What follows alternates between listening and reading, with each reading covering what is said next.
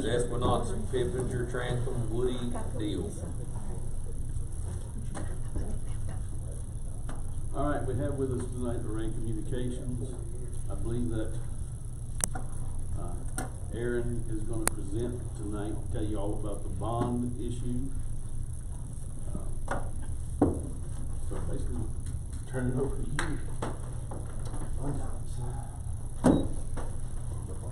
You want to introduce yourself, tell us a little bit about you, because we haven't met you before. Gotcha. So my name's Aaron Wolf. I've been building wireless and wireline and fiber networks for pretty much the past 2 decades all around the globe. This is not my first wireless build, probably won't be my last. You guys have a very interesting topology here, which has been fun to try to get in within the budget, but I'm super excited to actually get out here and start building this stuff. So, with that being stated, the requirement to get the bond has been an interesting challenge. Because you have an ARPA requirement, there was specific language that all the bond companies wanted us to get very exact. So Pippinger, when we sat at lunch the other day and we had actually talked about the language we had to be very specific on, it's because when you insure things, they're looking for the default scenario. So if we said, oh, we just want to deliver internet to the entire county, and we put that into a document, and you all of a sudden said, oh, well, we don't agree that that was a deliverable, that it needed to be this, then because there was no specifics, then the bond would actually be in default based on what your conditions that you have set. So what we had to do is we had to get very specific with these bond requirements. When those requirements went to the surety companies and then the subsequent underwriters, we had to go through and they had to look at all of the sources where you will pull money from, because if there's anything that looped back around from a federal audit to say what your funds were used for, and it was for anything other than what the minimum standard is for new deployments, then you could have issues with getting repayment for those funds. So there was a huge amount of homework to make sure that we got all the specifics done.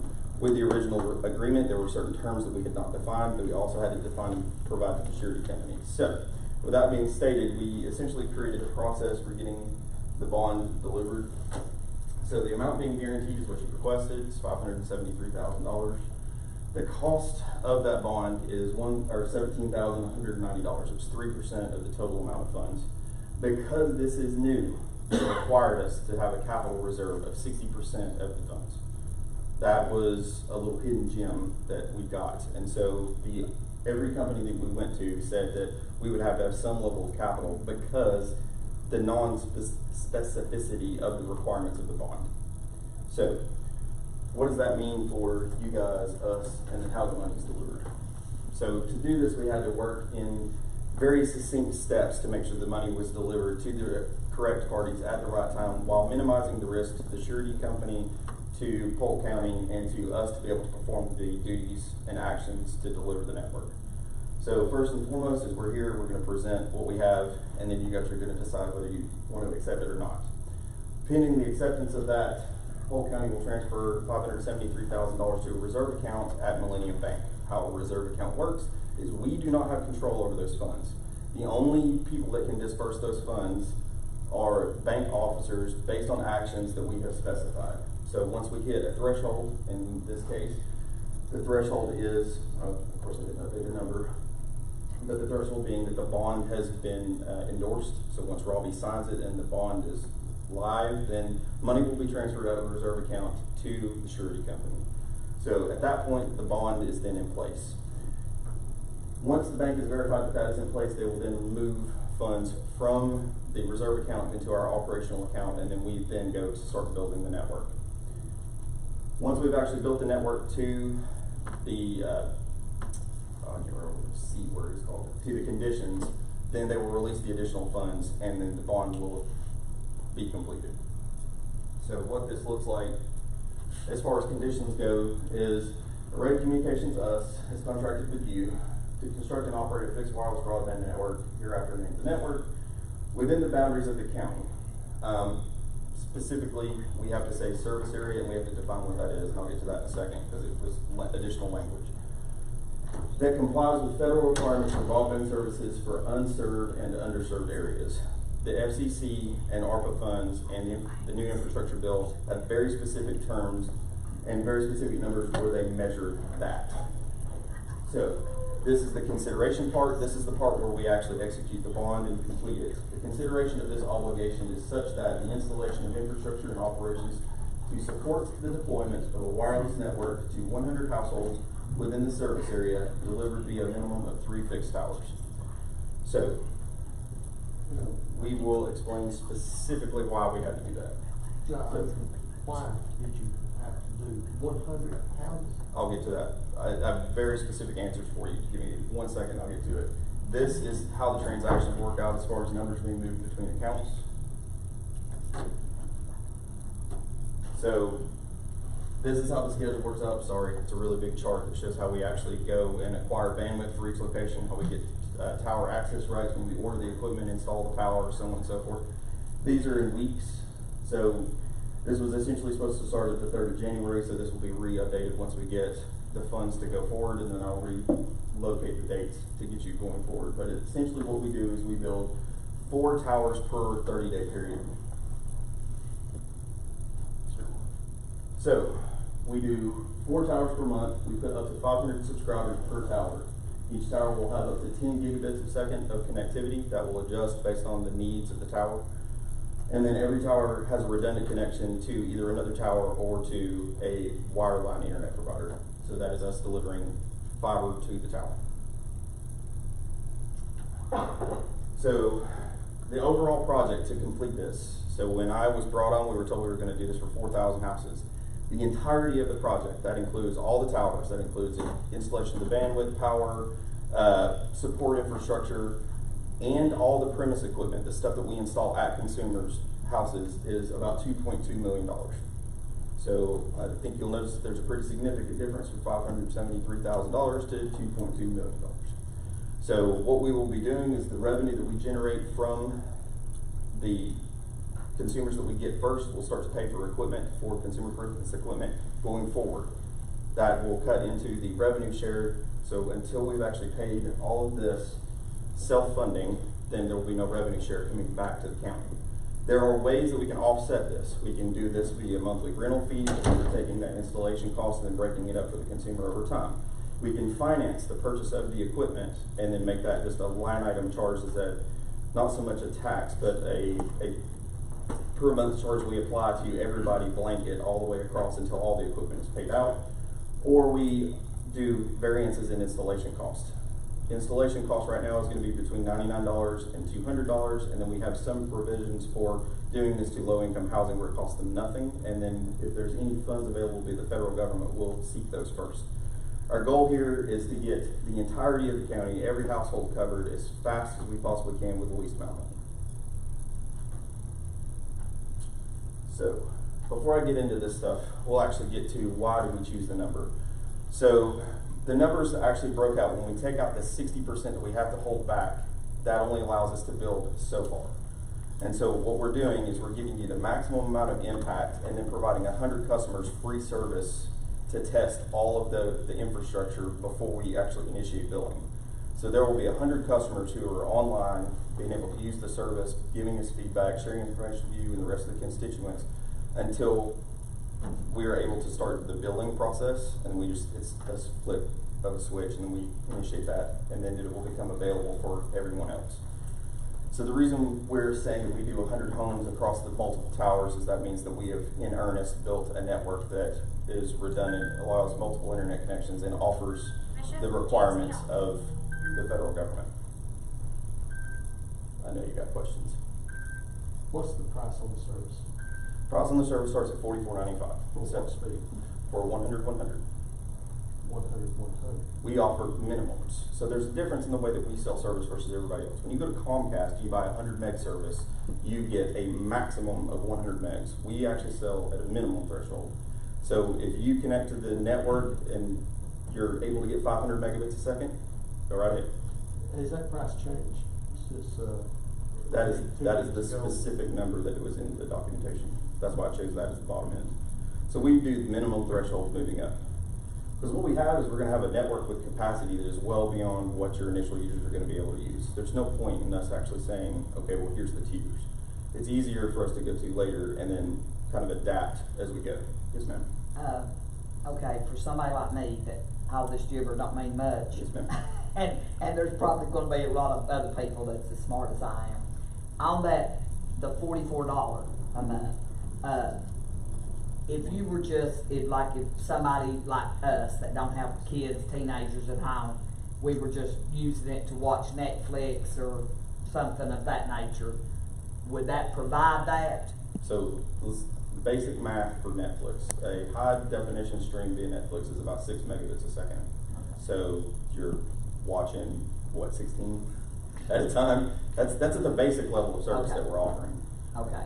So another thing that we do, because it actually benefits us as a network provider, is we actually look for optimizations in our network. So if we get a lot of people going to Netflix, we go to Netflix and say, hey, we'd like to move some services closer to our customers so we're not having to go all the way to Atlanta or Nashville to pull back from their servers. So as an operator, we have to be very efficient with how we connect to the internet, and data traffic, because it eats up so much of it in large chunks, we have to move it as close to the consumer as possible so that it doesn't affect the rest of the network connectivity. What was the price of the 1 gig? I think it's 500 up 1 gig now. So that one in the original documentation was $64.95. You're gonna be broadcasting 1 gig, right? Everything is capable of delivering a gig if the customer can get it at their location.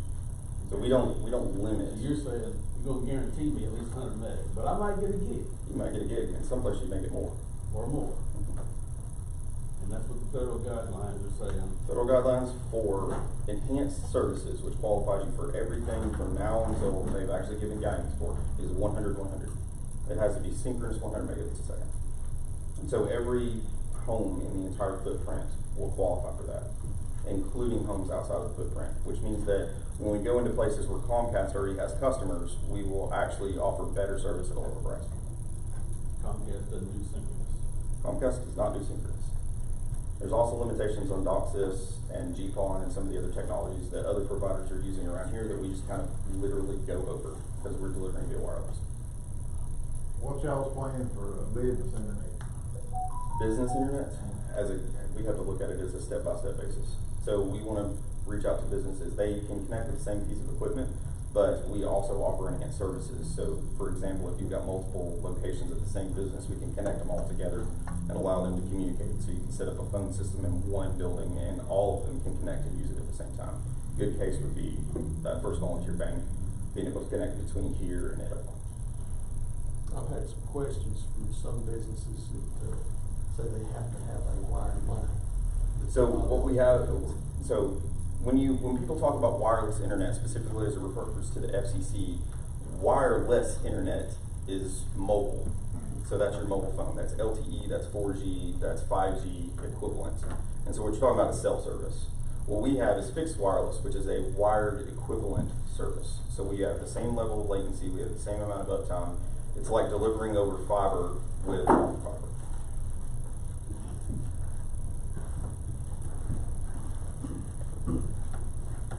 To add further to that, somebody asked me about that on Facebook today, and so I went and found some of the documentation to show and share that when we talk about the requirements that their IT staff would have, we're falling within their requirements.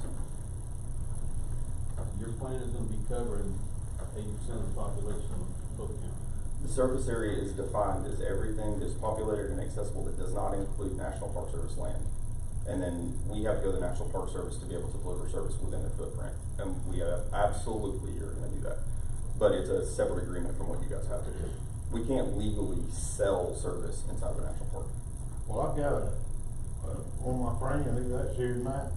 His business is one of the few that's actually located in the national forest. Mm-hmm. The end with it? Yeah. Yeah, we're already trying to figure out how to make that work. So, as of right now, would it work or not? Don't know yet. But let me ask you, why couldn't you sell it inside the Park Service? I mean, AT&T does. It's the way that we deliver, because we'd actually have to go within their radio. So there's specific rules about how radio frequencies can be used within the National Park Service. We have to go to them to ask permission. We have licensed frequencies that we actually use between towers. And so if you're using tight beams to go from one tower to another, our FCC license covers that. But as soon as you go to broadcast, things go different. So if you've got TVA that's on 5 gigahertz or 2.4 gigahertz, we could step on that, especially because where it's at. So we have to ask. Well, if you, I mean, we're so close to the edge of the forest, if you were gonna step on it, you're gonna step on it, delivering the service to people right outside the forest. It's the boundary markers. So we, of course, want to go to the National Park Service. One of the capabilities that we have for the entirety of the network is what's called a microfault. So the service that we deliver, you require a piece of equipment on your house because that gives you the best quality service. Whenever you're wanting to use your phone, your laptop, or what have you, we'll need to install a microfault, which is essentially equivalent to what you have in your home for Wi-Fi, just bigger and more capable. And so what we would like to do is go to the National Park Service and make that available throughout the park. We'll just work out that agreement with them separately, so that would cover your business for sure. Have you ever dealt with the Forest Service? I've dealt with the federal government on multiple levels, but never the Forest Service. The Forest Service takes it to the level of as far as time, it's terrible. Just tell Brooks sent you. Oh, it's bad. I do not doubt it. They also don't have a budget to do hardly anything, and they're always a low man on the totem pole. So our goal for them is to get access and to make it worthwhile for them. From a technology perspective, it's the same as building a regular tower, but we need to put these smaller pieces in, and they would have to provide power in some way, shape, form, or fashion for us to service in their footprint. Let me ask you this, on the 100 up, 100 down, does the line of sight have anything to do with y'all being able to deliver 100 up? Yes, it very much does. So I thought that's what the whole net part took care of. So net is actually how we connect towers to towers using multiple types of links. So all the towers are connected via 5 gigahertz and a 11 gigahertz point-to-point link. So that gives you 2 bands or spectrums of bandwidth between the towers. So rain and what have you, snow won't affect that. It will adjust both of the speeds for both of the links, but you'll never drop them. So when we talk about delivering the service, we chose to go with a 5 gigahertz / 6 gigahertz delivery mechanism. So we chose to go with a 5 gigahertz or 6 gigahertz delivery mechanism. The equipment that we have currently operates at 5 gigahertz, and then as soon as the spectrum becomes available, it will move to 6 gigahertz. At that point, we have a lot better penetration into canopy, but right now, trees are a problem. What about weather, wind, rain, sleet? Nope. No So long as it's within 2.5 miles, which everything will be, you won't actually have, you'll have 99% uptime, even if you're getting 4 inches of rain an hour. We actually have a calculator that can show you. So trees. Trees are a problem, always a problem. So we actually went through the expense of buying a tool that will go to the towers, and it will look all the way to every home and tell us where to place the equipment so that we don't run into these problems. And if we do run into the problems, we'll let the homeowner know this is the line of sight that is most optimal for your location. We can place a pole to move it around the tree, we can remove a limb, we'll make it work.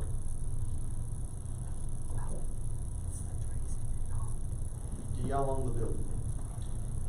So we're moving for speed right now. So I went to go tour the building with Jonathan for the first time in 20 years, and the roof is leaking.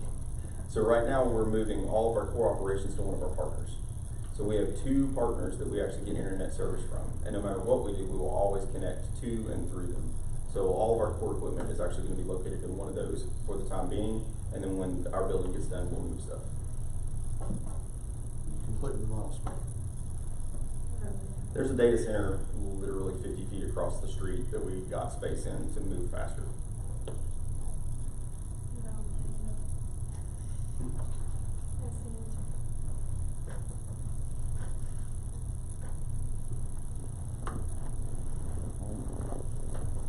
The equipment, Which equipment? I don't know, whatever the. So we're lights talking, and sirens and satellites that's sitting on top of the building and all, do y'all own it? so data centers are built to tiers. The data center that we were looking to acquire is at best a tier 2 data center. It does not have redundancy in every system. Across the street from us is a company called DC Blocks, and they have a tier 3 data center already in place, and they are also one of our service providers. So no matter what, we have to have equipment in their facility to be able to get you bandwidth here. So for us to move faster, we just honed all of our stuff in DC Blocks, and we're going to run with that. All your stuff, you talking about equipment? Yes, Talking sir. about- When network connections are delivered, they're all done inside of the data center. So DC Blocks has multiple 100 gig internet links to Atlanta, Birmingham, Huntsville, Nashville, so on and so forth. So whenever we buy service to get to the towers, we purchase that through them, and it goes through AT&T or whatever carrier it goes to their equipment, and then they deliver it to us. When we own our own data center, they just run it through fiber under the ground and into our building. So we're skipping that last piece and moving it straight into their data center, so we don't have to worry about slowing this project down while waiting on our data center. What about the computers at the deputies' cars? So that is another question that we have when it comes to municipal coverage. So we need to know where they're gonna be, how they're gonna be operating, and how we can facilitate that. Do y'all move around in this cars, or you just sit in one spot? We move around quite a bit. Oh, absolutely. But the problem is that when we offer that level of service, they're already gonna have problems because they don't have cell service either. So we're kind of in the same boat when it comes to certain positions within the footprint. But Well, they've again, got cell service, I'd say, what, 90% of the places? Yeah, right.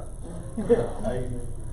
They got cell service for That's miles. what I said. You get up and Well, if you can get up Grizzly Creek, I mean, it's hit or miss. I know where I stop up there and use the phone. I'm just asking you, what percentage there? It'd be different on the east end and west end. so the reason we bring this up is because this comes back to what we call the micro-pops. Whenever we actually talk to carriers such as T-Mobile, AT&T, Verizon, currently they don't have coverage in these spaces because it's very difficult for them to get connectivity. So that's what we can provide, and that's why going to the National Park Service is an advantage to everybody, because then we can also backhaul wireless phone traffic. Alright, on the, performance bond, y'all have acquired the bond, you have the bond, you have a bond. We have the text of the bond. You guys have to execute it before the bond is enabled. The cadence means that we actually have to have a signature on the bond before the bond is In the bond is what? The information that's in the bond, what they're gonna do, but it's not executed until, Robbie signs it. the money goes to the bank doesn't release the money until the bond is secured. The bond is not secured until Robbie signs it, and this is the language that's in the bond. And that's the insurance company that is doing the footwork on the bond.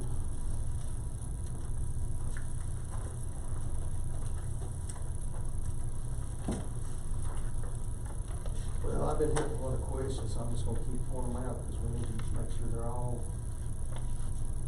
up and took care of. Yes, sir. And this, Mr. G, I think, I was doing some checking, because the whole idea that, the county can do a cost share is kind of, for us, kind of foreign for you, at least the folks. And I've got different answers on that. I talked to Eric today, you talked with Eric the other day, the county attorney. Did you talk to, the state, Robbie, who do you advise you talk to? Robbie went downstairs. Are you talking about the revenue share piece? Yeah, So- Eric said that he advised to talk to, maybe the senator or representatives. I talked to Dan Howe about it. But did he talk to his attorney? His attorney, I don't talk to his attorney, not, I also talked to Comptroller's office. Okay, and they said, They didn't see any problem with it. there's no problem with the cost share. Yeah. So more than likely what's gonna happen with that is there'll be a 501c3 that is a recipient of all funds from Array Communications. And then there will be certain funds within that earmarked for employees. So within all of our operating agreements with counties that we have, you have your census tracts, and that's how we track customers to these agreements. So as long as you have a customer with an address within a census tract, any revenue we create off of that automatically gets attached to our agreement with you. So as soon as we move somebody over into Cherokee, North Carolina, or what have you, then that's a different agreement. And so by holding a 501c3, it gives us the flexibility that there's a board that dictates who does what, and you'll have say-so within your county for how your funds are dispersed. That should eliminate any need for you guys to have to worry about how that works.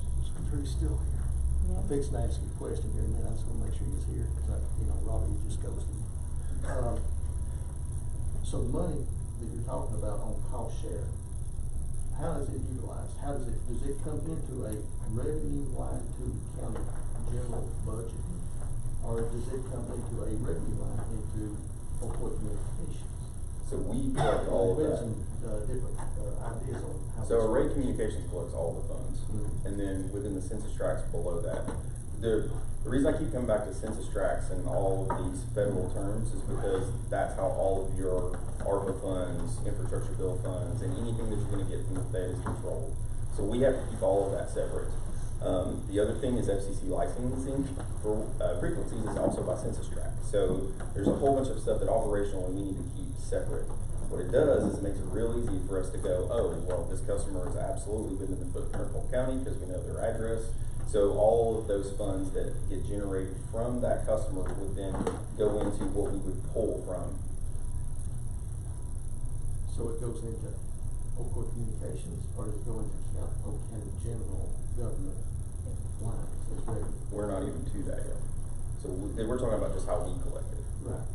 So I don't know how you use that. That is entirely up to you. We have no mechanism by which to tell you how to operate with those funds. Our suggestion is that we use a 501c3 to be the recipient of it, because there's multiple ways that we can take your money and multiply it. So if we say that here's a 501c3 and we get a company to dedicate or donate equipment, they get a tax deduction, you guys can then use your funds to acquire equipment from the 501c3, so on and so forth. It makes it easier and it lets us stretch money more. If that's not what you want to do, totally up to you.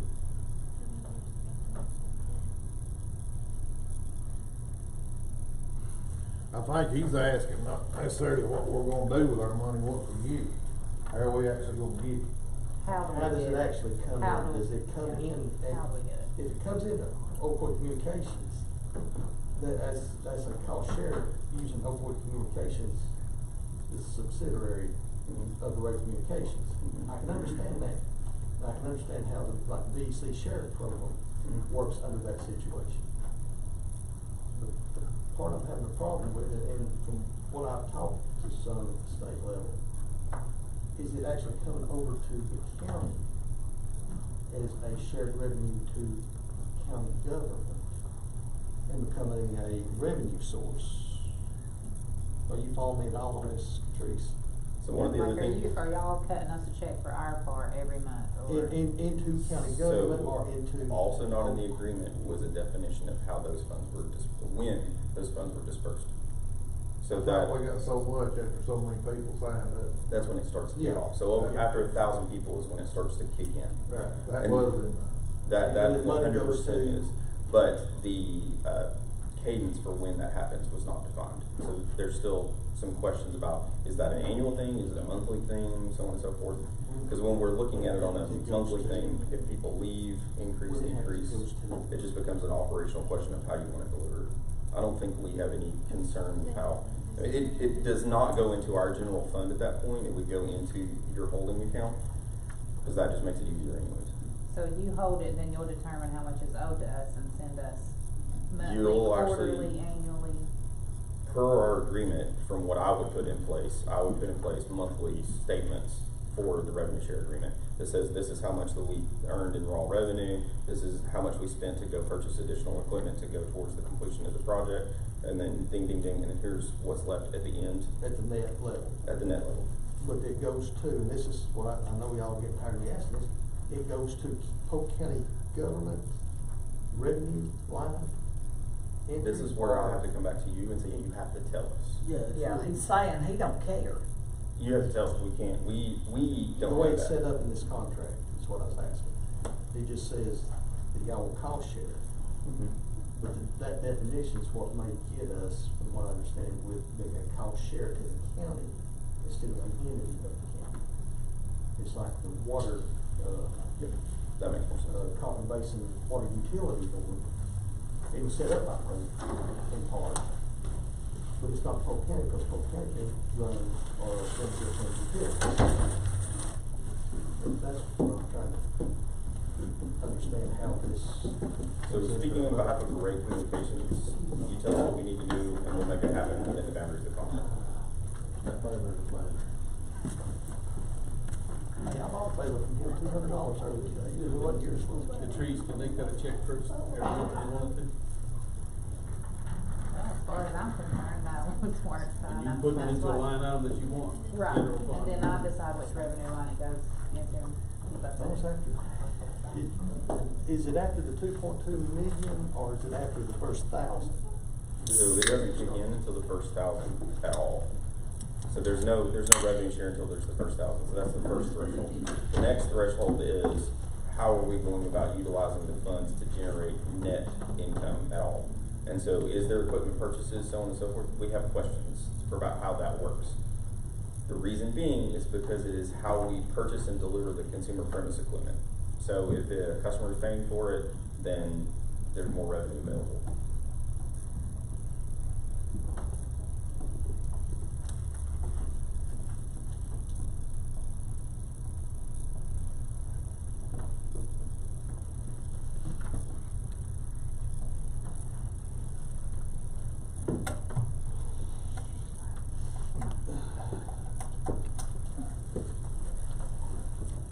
It would be all right if anybody in the audience has any questions. I'd rather get it out I do. than Go open it ahead. now. So, in looking over the internet service agreement resolution that was signed back in December, now this could just be where a translation was lost between the commissioners and the being it published in Polk County News, but section 1 of that resolution states that Ocoee Communications will provide a minimum of 1 gigabyte synchronous bandwidth to community members. 1 gigabyte minimum synchronous, but the plans start at 100 megs. They're providing more than 1 gig, but whether you get that 1 gig is gonna depend on your locations, from what I understand. Okay. It's not gonna go below the 100, which is the minimum the federal government requires for ARP money to be used. Okay. It's just like I had another internet company that is here and provides service to people, and I asked him about, you've got these customers getting 1.5 megabytes, and you're advertising 25. Yeah, we advertise 25. Right. Because that's what we can produce. Right, at Whether my they house, get it or I get not. 250, but it's more about 90 up and about 26, or 90 down and about 26 up. So, when it says in section 1 that, the entity will pay a fee providing internet service to members of the community with a minimum of 1 big synchronous bandwidth, that's all together from like one tower, not to each person, right? So the technology allows us to send up to a gigabit to each individual home. Okay. Contingent to distance, weather, there's a lot of things. So the reason we chose to go with the language of the minimum specification is because it's the exact opposite of what everybody else does. Everybody else is trying to go and then gimmick you, for better or worse, And that's using what it legal is. language, to get you to buy an enhanced service level. Whereas what we're saying is our minimum is the best that anybody's gonna be able to get anywhere, and it just goes up from there. Okay. And so somebody asked today on Facebook, do you guys throttle? Do you guys do monthly bandwidth limitations? The answer is at this point, no. But if we start seeing problems and it starts affecting other customers within a tower or the network, we will let you know, hey, by the way, you're gonna either need to stop. And so to do that, we'll limit your upper threshold to something reasonable. Or you can upgrade your minimum threshold plan, and then you'll be able to go do what you want because you're paying your fair share. Right. And so our goal here for the whole entirety of this is to provide the best service, not to provide the cheapest service just to be able to collect money. And then section 6 and 7 of that resolution talks about how much will go to the county of the net revenue, and, you know, revenue minus operating and labor and expenses and materials and stuff like that. Do you guys have any projections on what those costs look like monthly or annually for the first year? Yeah, so I have an income statement that's available for the 2022 and 2023.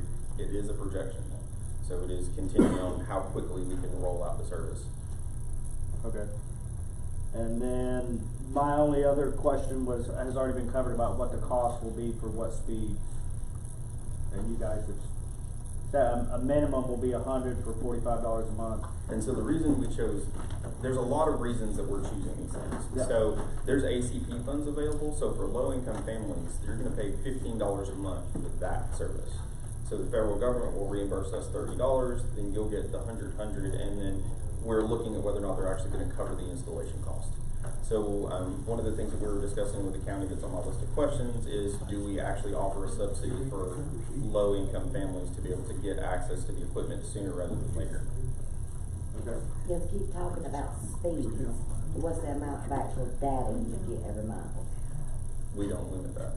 So it'd be unlimited data, you're just paying for different speeds. So, on phone plans, like your cell phone, you're actually limited to the data usage. We do not do that. We are a wire equivalent wireless service. So like with my Comcast, I'm limited to a terabyte a month. Correct.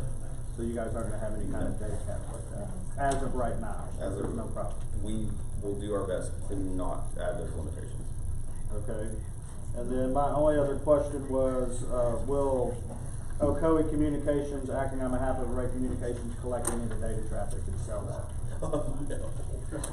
In no way, shape, form, or fashion am I selling any of your data. And we will do everything within our power to prevent anybody from getting access to it that doesn't give us a court order. Yeah. So, Yeah, that's not everything. sorry, as a non-negotiable. So, just FYI. I'm philosophically opposed to doing anything that we don't have to do unless it assists law enforcement in doing what we are required to do. Under the performance bond, once y'all set up the equipment, you have the service active. That's where the bond ends. There's nothing in there that guarantees y'all be here.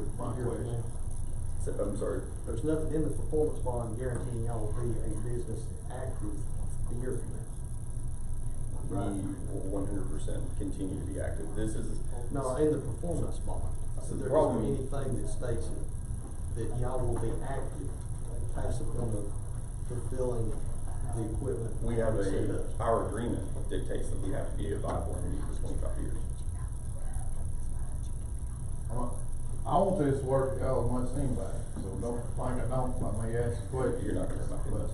I'm obligated to look after what little money this county does have. Have you got the fine print from the bond? No. You got what, Brooks? The fine print. Fine print? Signs follow is what's in the fine print, supposedly. I'd like to see you, No, wait, But that's, wait. I just asked if y'all had a copy of the bond. And you So- brought me this paper, and said this is what the bond is. So there are This is two- what's in the I bond. said that's what's in it, but it won't be given. If it doesn't say that in the bond, he don't sign it. And then the other thing is the bond company won't issue it unless that is the specifications that you guys decide on. So there's a certain cadence that has to happen. So we have to get a bond. So the bond company won't issue the bond unless there's a very specific condition by which we have fulfilled the bond, and their obligation to reimburse $573,000 disappears. That is what's in that text. So once you've agreed that that text is adequate, then it goes into the bond gets printed, it gets sent to the county executive so that he can sign it. Once he signs it, it is then paid for, and then we move forward. so if there is language in this bond, okay, like $348,800. Okay, once that is released from us to y'all and put in the escrow account. So it stays in escrow. Okay, but y'all are gonna use some of it. Only the 200,000 that's in our active Okay. operating account. Okay, the 200,000, okay. Now, will this, say, 6 months now, y'all, I'm not saying you're going to, it's just a question. Say y'all file for bankruptcy and gone. I mean, you're protected under bankruptcy laws. Does the bond cover Our- $200,000 reimbursement? Our agreement says that you guys take the entirety of the organization, equipment, customers, and all. And that's where I'd like to see the fine print. That's in our existing agreement. That doesn't have to be in the bond. What about the cost? Just saying from the cadence and definition of what the terms are, that is very clear in the way the agreement states. If we default in any way, shape, form, or fashion, it immediately defaults back to the ownership of the county. Okay, so then it's ours, and then all debt is also ours, correct? There should not be No, debt at that point. no. Well, say, that's know it a shouldn't bank be, full of but money, if- they make a loan, Mhm. and people agree in the loan documents, they're gonna pay it back. With their signature, they're basically guaranteeing the bank they're not gonna lose money. But unfortunately, the banks do lose money, because people don't do what they say they're gonna do. Yes, sir. We get all revenues that's anticipated, but we get all debt that's incurred if you go under, correct? So, That's not in the. yeah, agreement we that, have. that's not- no. Well, the revenues would have to come to us if we're getting the company, if they go under. Mhm. Unless they're gonna collect the revenues and us end up with the equipment. So, yeah, what I'm asking is, are the What's debts the also? specific terminology in that agreement? One second. Like I said, as far as, again, like I said, So the downside is there is no fine print in the bond agreement. It's very clear and cut. So there's the condition and then there's the default conditions. It is 2 pages. That's literally it. When you guys have a bridge built, it is ridiculously simple. The document that is created that says our condition is this, or this is the project that we're doing, this is the condition by which the completion of it is done, and if it's not done, here's the default criteria. That is how a standard surety bond works. So when we talk about fine print, they want to keep these things as simple as possible because they apply to very big things. And so when somebody says that we're going to enter into a contract, the contract goes first, and then the surety bond is enacted if there's a default scenario.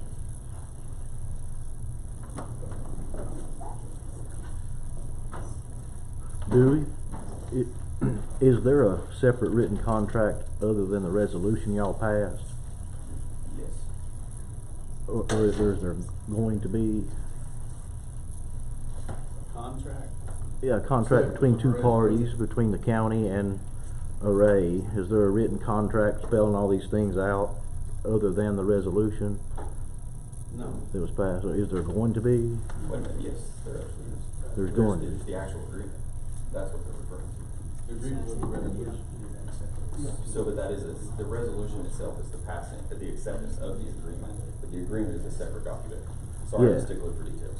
That's what me too, that's what, there'll be a new document generated at the time, at one point, For what specifically? for the agreement between Polk and Array. That exists already. Already exists in the form of the resolution, or, Is the document The that. agreement was in the resolution. okay. So the resolution y'all passed and we have a copy of, there's As far nothing as else how to see. Ocoee Communications is run, it says it's run by a board, Mhm. and half of the people are from Polk County and half of them are from Array. Array. And it's gotta be more than just half of them passing it. So we worked Okay. out the additional things like how does revenue come in, is it coming in once a month, is it coming in quarterly and stuff? That's gonna be worked out within that board. Okay. I don't remember the resolution I didn't establishing realize the that board. the Do you, contract Dean? was the resolution itself. Did I think what Walter's asking, John, was talking about, is that even possible for it to be the same thing? Well, it is. I didn't realize it was the contract equally form. by the county. Okay. Looked at. So the But can we resolution do that agreement without started having with the one? initial agreement, Looks like that's what then they're gonna it is. fine tune it. Well, the contract was the resolution. I thought the committee was gonna meet. Right, I'm asking, Approve the, can the contract and the resolution be the same thing, or do we need a separate contract besides the resolution? it's unusual, but yeah, I mean, I assume it can. But that goes back to what I was saying. I thought when we was voting the other night, we were voting to pass the resolution, to go forward, and for this committee to approve Bond. the bond. Yes. And at which point the county executive would be authorized to sign the contract. I did not realize that that resolution was in contract form until I seen it today.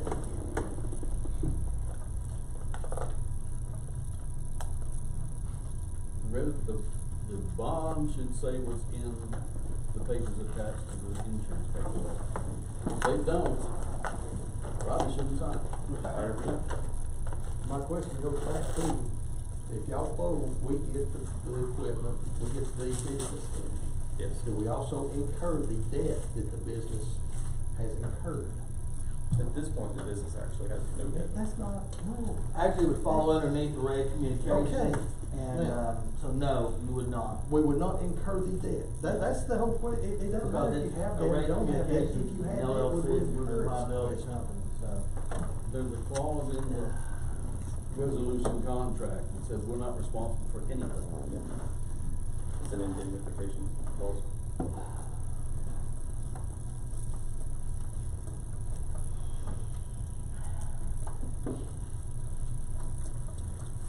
It's all of our transport agreements are through Ray, not Ocoee. So there's So the reason I keep bringing up there's no debt is because all of the. No, they've got to put it up. They're putting up. No, it doesn't come out of our money, it's not got nothing to do with us. They have to keep that in reserve for the insurance company, make sure they're doing what they say they're doing, because we're releasing the first part of that money, so that they can get the first part of what we talked about in the contract, which was them 30 days up and established. But it's our money sitting in escrow, correct? Correct. So basically it is our money put up for collateral. But it's not given to them until they prove that they can do what they said they could do. So we're putting our collateral up. You get all of it back, $573, of which the surety company will go after the money in escrow first. So you get the lump sum total of all of the 573 back from the surety company. They will collect the 60% that is already in the escrow account back. And then also under a default, you would get the advantage of getting all of the equipment we purchased. County can't run utilities. We have a big auction at Mr. Hughes' house. Advertise on Facebook.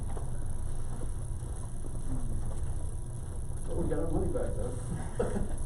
So, If, Now, somebody's gonna want their, somebody's gonna have to think about it. Somebody's gonna have to- if y'all file bankruptcy, would it release y'all from y'all's obligation to the bond? I'm not saying it's going to, it's just a legitimate question. I mean, if I had to guess, I don't think it would, but in the case that y'all did, would that not take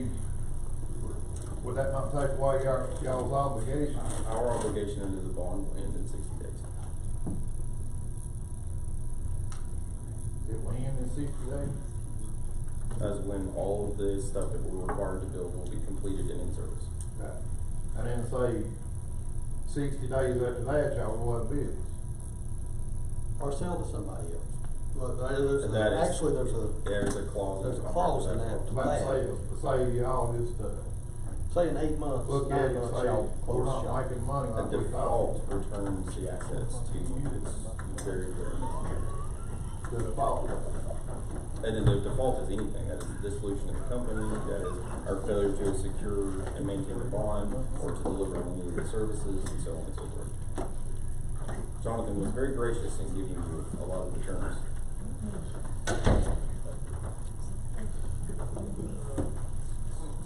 I'm not allowed to talk to you anymore. I'm not allowed to talk to you. Oh, yeah, me and you just had disagreement. Or, I mean, we're good. Go ahead, throw in there. Y'all decide what you're gonna do, we told them to be here at 7:30, got the art committee. Yes, I did have one We done question sat on here 40 coverage. You said minutes. trees were an issue. That Sorry. was a Say big again, sorry. benefit for volunteering, or the VEC stuff. How's that gonna work in the mountains and the lines and Greasy Creek in those areas? Is there a contingency or something that's gonna? So the way that this works is we actually pull data off of the tower. So there's a service that has gone to every tower, and at multiple heights, they actually go out with high resolution cameras all the way to your home. And so when we put in a GPS coordinate, it'll show us a clear path at different heights on the tower to get to your home. And then we can tell you positionally where on your property would be the most optimal place. And so if that's covered by trees, we just show you a picture of you'll need a clear line of sight to this particular spot. And you can either put a pole up, you can move a limb, what have you. So we went this direction because the cost to deploy was 4 times more expensive to do CBRS, and it gave us shorter distances, so we weren't able to go out as far, which gave us less coverage area, and it only gave us marginally more penetration through foliage. It would be good to be sitting in Greasy Creek or Lions. Yeah. That's what it sounds like on that. Well, see, Well- like, that's what I'm trying to get at, is cause there's a lot of hillsides and there's a Oh. lot of trees. I mean, it's. I don't see how you, I'm asking is how would you get up high enough to see anything? Cause there's gonna be a lot in the way for a lot of people. So we Especially have, in those areas. we have heat maps that will Farmers. actually show us, and then the other things we can do is based on the location, we can actually see where another point of line of sight is, and we move a micropop to there. So instead of your home going all the way up to the tower, it'll go to that midpoint along the way. And it could be somebody else's house, it could be a telephone pole. There's a lot of accommodations we can make as we start to look at being able to get overall coverage in an area. Okay. So each customer, their services will communicate with each other. Is that the way I'm understanding it? They always, They're- so no matter what, your data, to his point, all of your data always goes back to the network, to the internet. We don't pass any information through customer premise equipment. Okay. It is always back through our transport back to the internet. Yes, sir. Two questions. One, on the minimum speeds, is that gonna hold true for at 7 o'clock or 8 o'clock in the evening when everybody's on? Absolutely. And then the next question is, when you guys are buying your equipment and all the things you need to broadcast your signal, how much extra equipment or holdback equipment are you gonna have? Are you buying any extra? Oh, yeah. So everything in each tower is redundant. So there's an east-west, north-south path, depending on which direction it faces, that we get connectivity to towers. Then some towers also have a hardline internet connection that goes back. And so you have what we call core towers, which is a place that's got at least one hardline internet connection, and then it's got 2 radios that only communicates with other towers and does not service customers.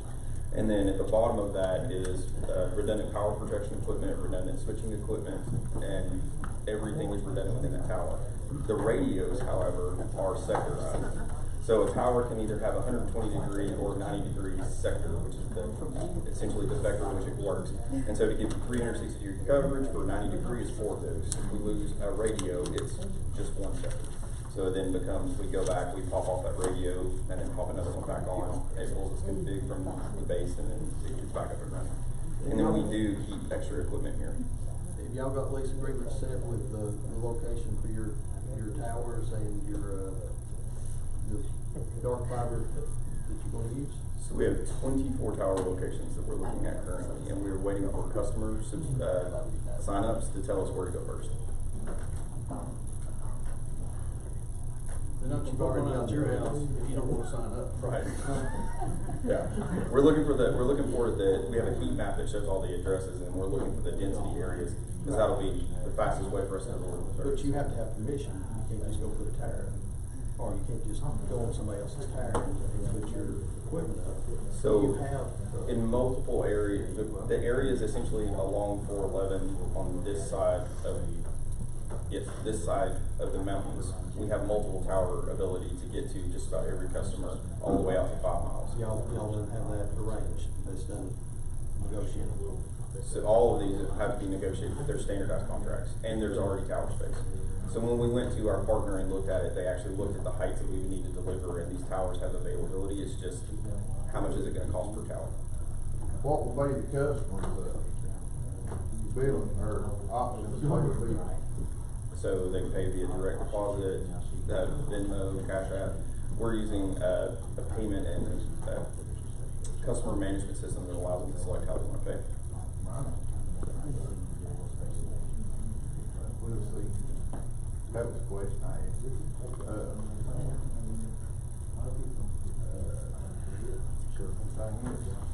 Because the big deal was the ACP funds. We have to be able to monitor where that comes in, and then they have to be able to enroll in ACP, which limited the number of systems that we could use to actually do billing and be able to provide that service. Because what's interesting is you guys have actually advertised it, but once we actually get ACP availability, then anybody who's in the county can actually go and apply, and then it'll come in and say, here's the available funds for them, and then all they have to do is create an account, we go install it and run. You have that coverage map again, that you could show. I know before we had one, show the areas and things like it. It did the package. It was in the previous package. It is on the front. So that's still the same. It is gonna be way more dense. So there'll be a lot more tower coverage.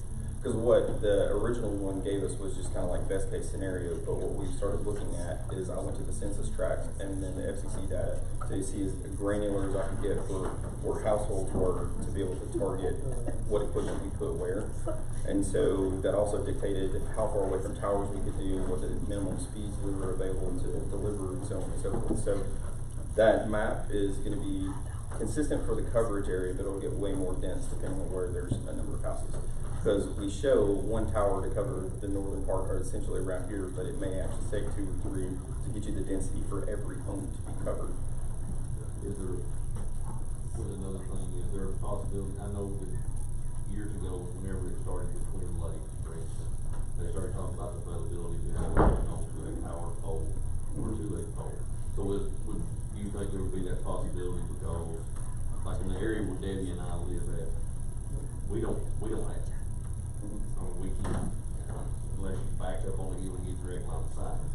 but is there gonna be a way to, where is if there's an area like that, and it's throughout the county, not just mine, but is there, so there's gonna be multiple ways, is what I'm getting at, to try to get service. 100%. Micropods are very inexpensive in comparison to a tower. So a tower, you have essentially a $4,000 radio pointing in every direction. And then those $4,000 radios can get up to 125 concurrent connections to customers at well over 100 megabits per each customer.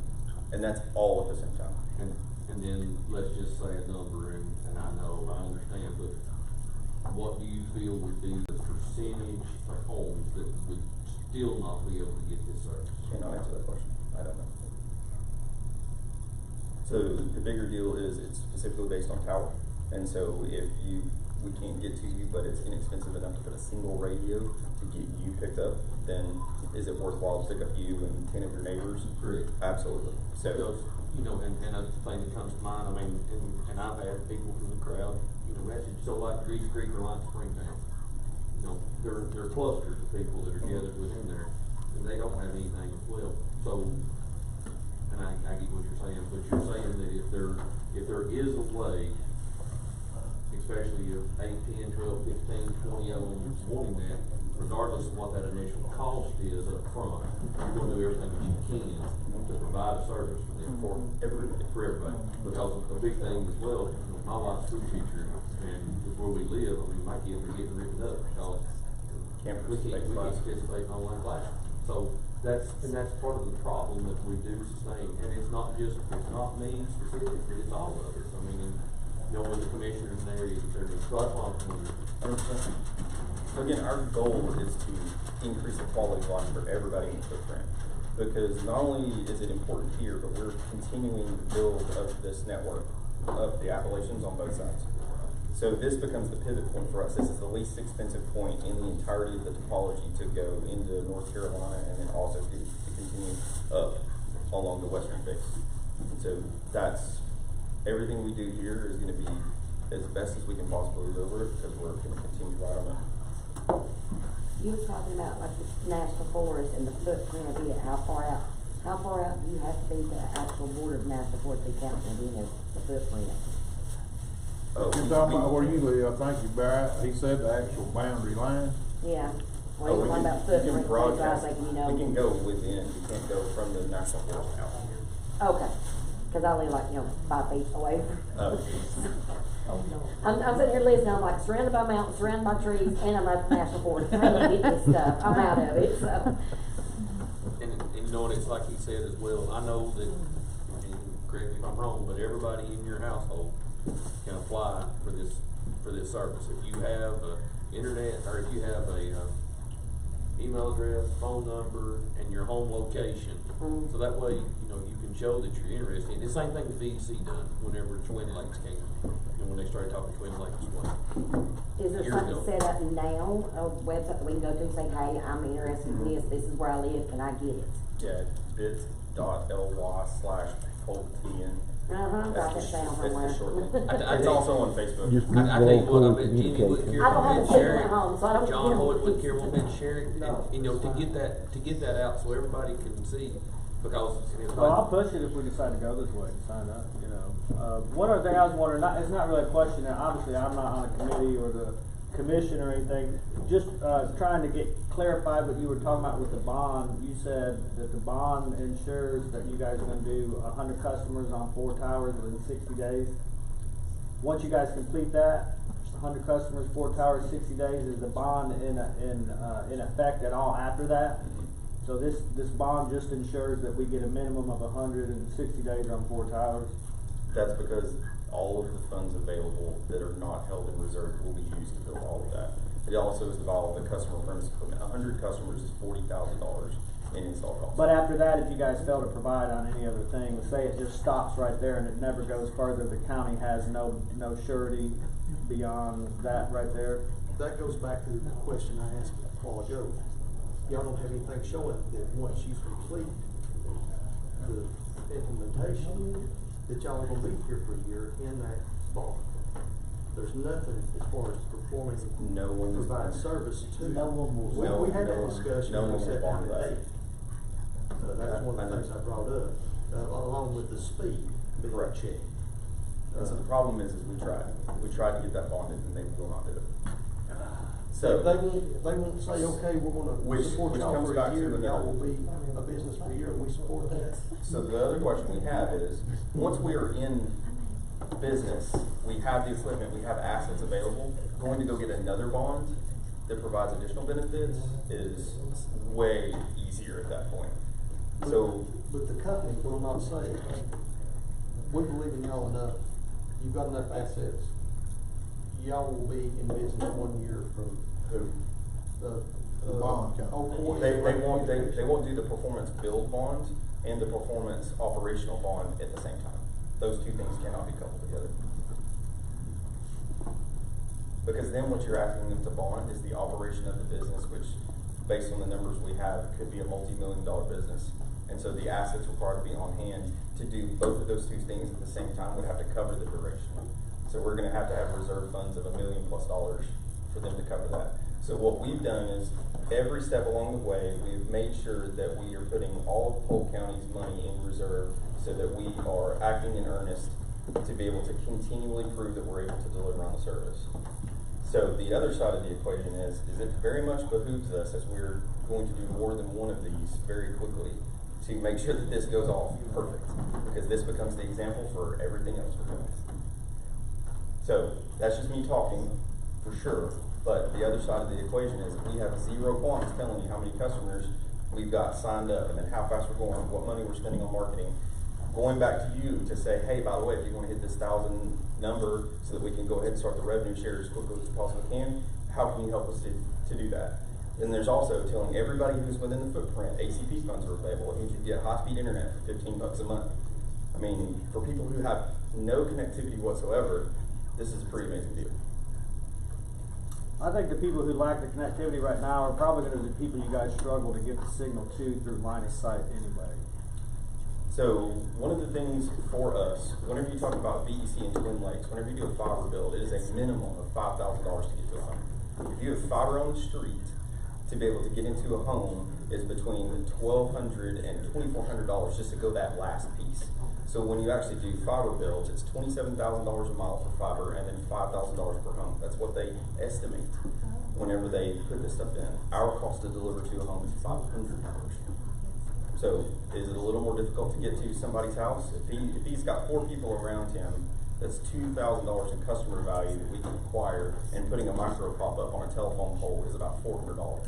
It becomes a no-brainer at that point. So we get the advantage of, we don't have to deal with wires in the ground, we don't have to deal with permitting, other than if we go for pole access, and because we're on the top, we get some clearances where other people do not. And so we're a much faster, easier solution that is way less expensive because we choose for it to be. There are some places that offer the similar service in Texas and Oklahoma where the base cost is $100+ for the contract. Hey, I didn't mean to interrupt you a minute ago, but what you were saying is right in line with what I was trying to ask. Well, sure, as a general contractor, if I get a surety bond in order to do a job, the details of that surety bond ensure that I'm gonna carry out all the work that's needed to be done, rather than just the minimum, you know, let me work for 60 days and let me do 25% of the project, and then after that the bond disappears. That's not something I'm familiar with. We're 100% in agreement. I would love to get it done. There's no capital in the entirety of the agreement to cover that type of bond because of the special case. There's way too much variability here. Right. We're talking about a small investment that rolls into a $2.2 million in just assets. And then you've got the revenue on top of that. If you're offering a surety bond that's gonna maintain that someone will be in business, that's business insurance. Well, so when I get a bond, I don't go to a homeowner and say, I can get this bond, but that protects your $500,000 investment, but I need your $500,000 investment in order to get that bond. That's the part that's kind of confusing. But that is being used to build it. That's the difference. So we're actually using those funds immediately to make it happen. Well, and I would too as a contractor if I had to buy a bunch of materials or something like that. Which we're in the same boat. The difference is, so again, back to the building a house, building a bridge, you have a very distinct beginning, middle, and end. It's pretty easy to define how you're gonna go. However, when we talk about having to build micropods to deliver service to him and his 4 people, when we talk about, oh, well, there's a pocket of people over here that we want to get to, and we're going to have to build a single radio and a single tower to cover them, That's a whole lot of variability, and there's no way to give assurances of that at this particular moment. So what we did is we set a point that we knew that we could deliver to be able to get additional funds to go ahead and build the rest of the network. We are open to another bond that will carry forward once the initial overall build is done. And so if we want to do that, that's something we can entertain once the first bond ends. And then we go back and say, where are we at financially? We report to the county, because we have to do it anyways, courtesy of a revenue share agreement, to say, this is where we're at. So based on business performance, we're either doing good, bad, or ugly.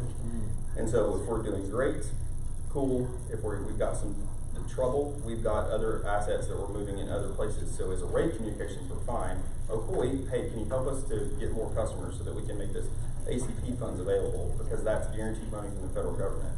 That's money that doesn't come from the community. When we're talking about a 6-cent tax raise affecting somebody that's $80 a year, imagine having to pay $45 a month for internet, and it's now $15. It's pretty significant cost savings. Well, I go back to the bond, and that's my only issue. Everything else sounds good. But to me, it sounds counterproductive. Our stance was, we're gonna do business with y'all if y'all put up a bond to protect us from losing our money. But it seemed like the response was, we'll get that bond and protect y'all from losing your money. If you'll give us some of that money you don't wanna lose to get with. And I feel like that's what we've done. So what that's the scenario. Right. But they're wanting to use they're gonna have to have 348,000. Usually a bond, like, he was talking about, the contractor, if he's building my house, and he's gonna get a bond for that job, there's no liability on me as the homeowner he's building for. There's no liability. To put up a dime, for him to get his bond. There's no liability on you at all. But that's not what I'm hearing. Y'all it will be in reserve, but the money being used will be the county's money. But that's still covered by the bond. All right, let me ask one simple question, and maybe this will get through my mind. Asset-wise, what assets do y'all have involved in this project? It will be all of the equipment on the towers, including the stuff. No, that's what you wanna buy with the money we give you. Correct. Right now, what assets, what money do y'all have involved in this project? Do you have any assets? All of the funds and assets for this specific project come from those funds. From the funds we're gonna give you. Y'all have no stake personally as a company in this project. You have no assets as liabilities, collateral on anything other than the $577,000. Correct. There's the answer to that question, Ms. Gordon. But that's not. That is, really, when you're doing business. So Y'all don't have a stake in the race other than the company itself, because if this company does well with their $570,000, then y'all would go to move forward to make big money, which is great. I mean, that's part of the process.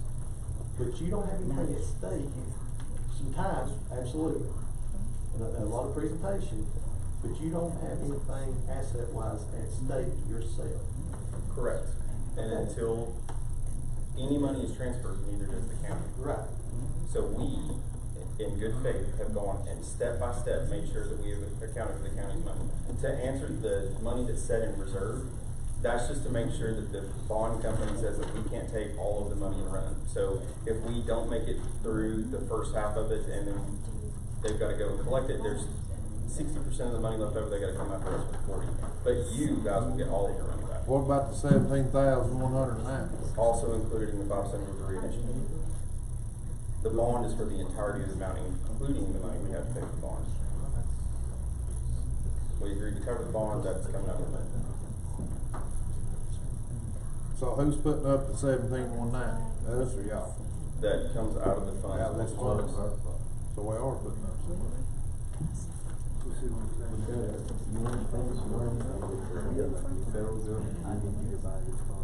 Yeah. And it's my job as county commissioner to look after that money. And that's all I'm asking questions for. I hope they make them, but I do got questions. You know, it is, we're not getting But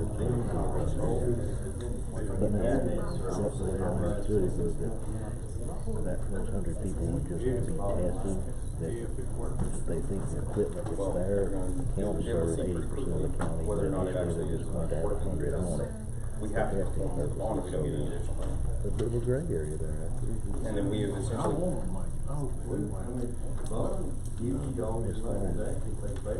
That's what they bring to it.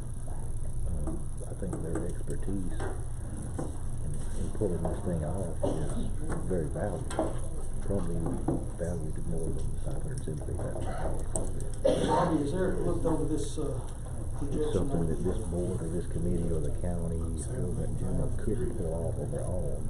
Performance So bond? there's a lot of value in their skills, abilities. Has Eric looked at the specs on the performance bond?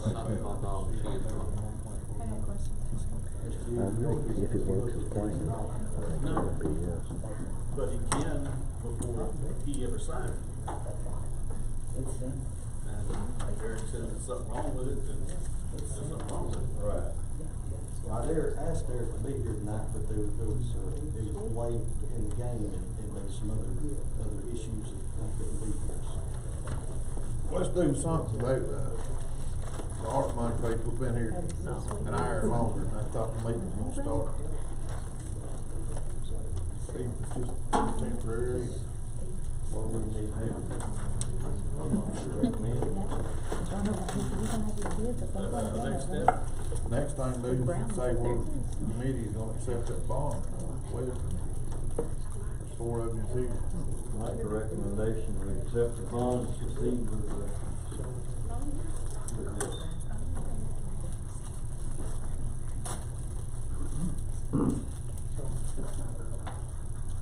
Provided that Eric, can you amend that, provided that Eric? Oh, I'm not signed up until I have. No, Eric. Yeah, I'm not, and I don't know what I, and no offense to Eric, I don't know what I won't even go to Jimmy. I'm just saying, before my signature goes on it, I assure the commission. Oh, we never will get that. that it's I started to say we don't wanna tie it up too long. But I'm just saying, from my perspective, it'll need to be looked at for one, if not more. I'm not gonna vote on it until it's looked at. So, I mean, I'll not, until I get the okay, and if there is a question that comes back from the county attorney, I will be sure to contact Mr. Esquinox and the web committee, and we'll meet within 5 days and go from there. So you have my word on that motion, John. Guess we'll try to meet again next Tuesday before the commission meeting on Thursday. Is that doable time frame? The problem is, they're not gonna issue the bond until we approve it, but the bond won't be in effect until he signs it. Right. That's the problem. So you're gonna be in the same situation Tuesday. Just pushing it further back. So if you approved it, it would have to be approved by the attorney first before Robbie would sign it, because it's not in effect until Robbie signs it. The other thing that's on here is these dates and the cadence can be changed to amend to say that the funds won't be available until after you sign the agreement. Because if you sign the agreement, we didn't have to pay for it, so that would still mean that you guys are protected all the way up through and the commission. It all looks good, it all sounds great, it sounded great the first time, and done went through this once, the first time, the company was not actually a company, which was fine, they did get a business license. We had this, we done changed this meeting once, Mr. Hugh, because the bond wasn't done, or was it because the building wasn't bought? Anyway, for one reason or the other, the building's still not bought, which is apparently supposed to be done tomorrow, right? And then what you said is supposed to be done Wednesday. There's a hole in the building, Right. and I'm not buying anything until they tell me how much Right, they're gonna fix. don't blame me. That's supposed to be done what, tomorrow? Finished? They're not, they haven't started fixing the. Okay, so it's supposed to be tomorrow, okay. So, I mean, And the building has nothing to do with the Yeah, I slabs. don't understand what the building has to well, do with anything. the building in the original, we had big pictures of the building with all the satellites and stuff in the first meeting. The display was over on this side that time. Okay. We apparently thought that the building was done bought. There's too many questions. But what does the building have to do with the Accord building? The building is in Chattanooga, Yeah. and it has nothing to do with the delivery of service. Also has the equipment that's gonna make all this run. We've already addressed that that equipment is actually being housed in We the also, apartment. Pardon? y'all don't own the We don't building need it. presented to us. The building that Huey and Robbie went and looked at. Okay. Thinking that it was y'all's, apparently, unless y'all don't want to state something here that you hadn't before, y'all thought that was their building when you looked at it, correct? They were in the process of finalizing buying. So you knew they didn't own it? Or Yes. did you? We have You a did know? contract on the They have building. a contract To buy, so they didn't own it. So yeah, you hadn't told me that. But I asked you, did you know that they did not own that So building? the question I looked at is, it. what is cogent to the discussion regarding the building? Too many missteps. What is cogent to the discussion $570,000. regarding the building? So It's just one of the building blocks. it is not. The principal address is Array Communications. Y'all did not have, y'all were not a company when you come and presented. Understood. That's not just a red flag, that's a big red balloon pulled by a big red truck, Okay. okay? So, I won't vote yes on this until the attorneys look at it. That's no reason not to go ahead and vote. That's the reason I will pass on this tonight.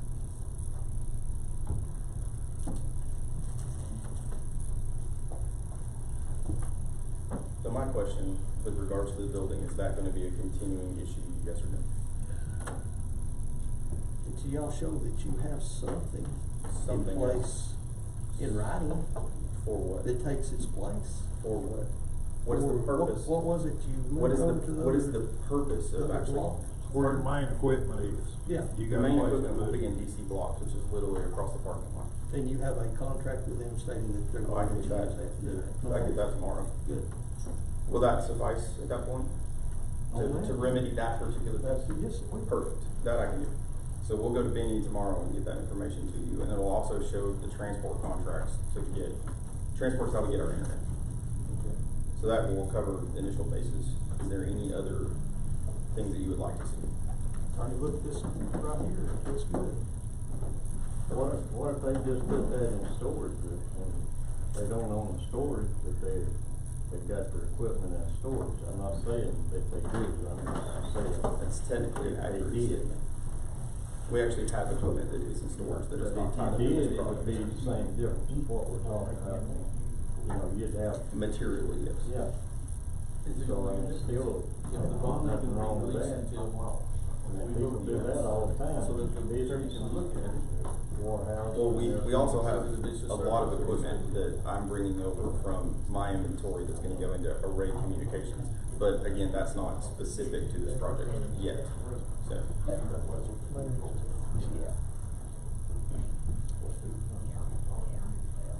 You got a motion on that? Have a motion?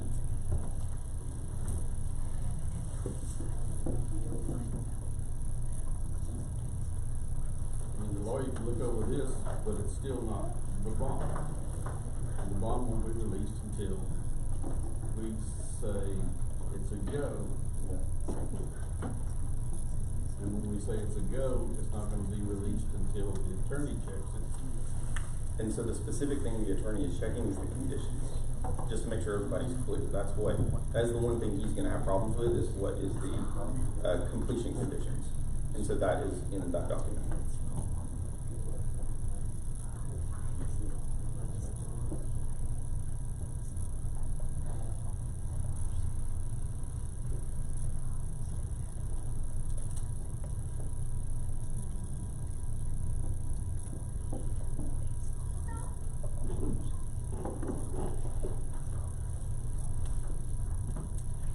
I'm not on this committee, but in the interest of moving this on so we can get the art committee meeting, what's wrong with, so this can go, move forward to the next step, approving this tonight, pending attorney's approval?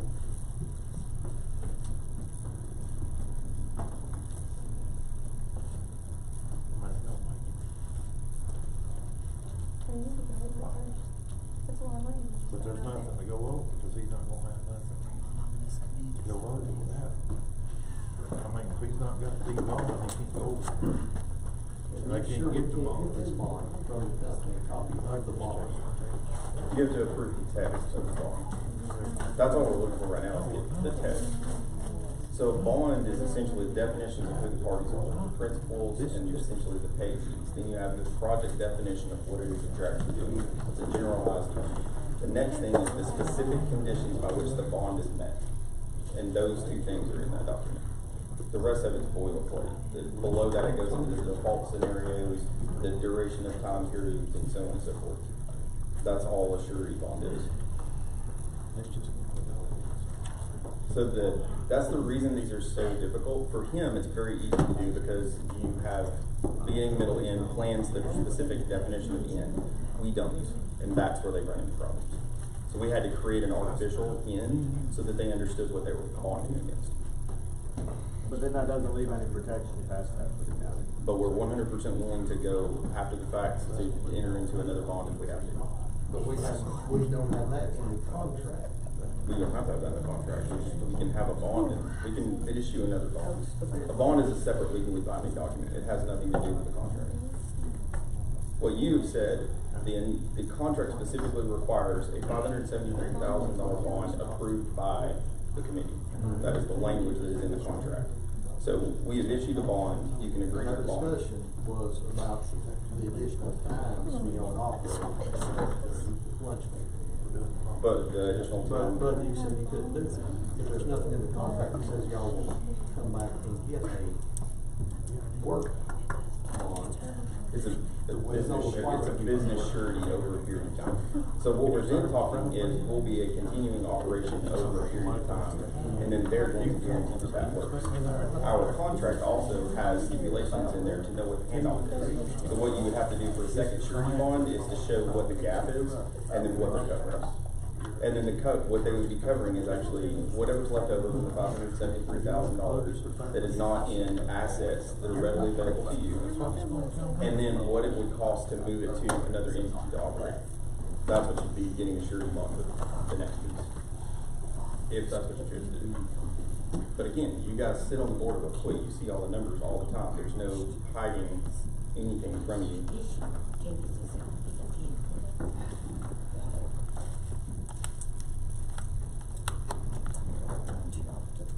I guess that's where I'm failing to see a lot of the hesitance is because you guys are parts of the actual entity and the controlling of the entity. If there's questions about where the funds are being spent or how it's being spent, you have 100% visibility into that at any time.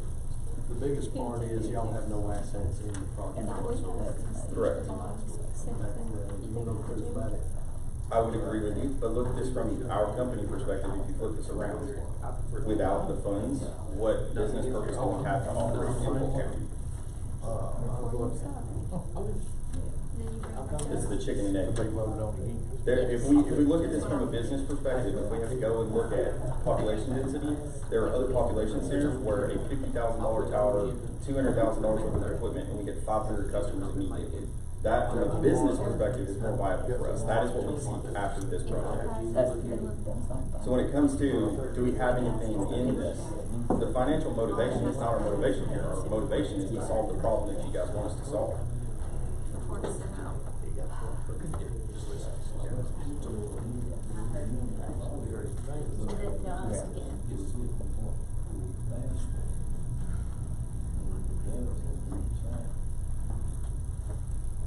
So I think he's on the whole commission now. No, like I said, what y'all, cause John Hoyt had the question from the last month's meeting, how can the committee approve for the commission? Correct, John? Yeah, the commission itself cannot give a committee finalization power. But the question is, because the contract was a resolution and passed, that's where it gets murky. But like I said, it's man to ask, if I would take this to Jimmy, and I would call Jimmy. If I knew he wasn't already laid down, but anyway, I'll probably first thing in the morning. And then put it on full commission.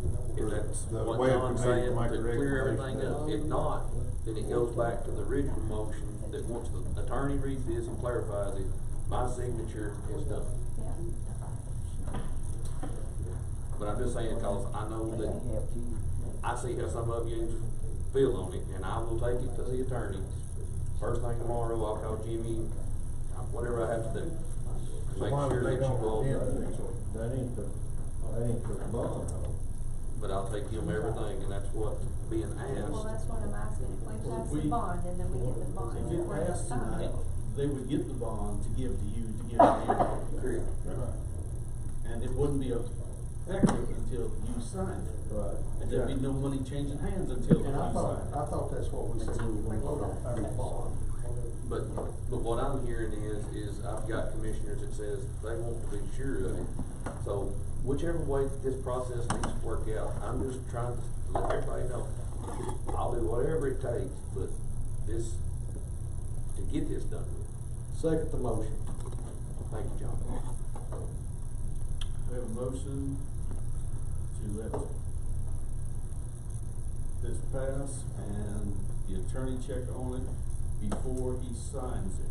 If it doesn't agree with what's in this document, then he's not gonna sign it. Both attorneys. Who wants that?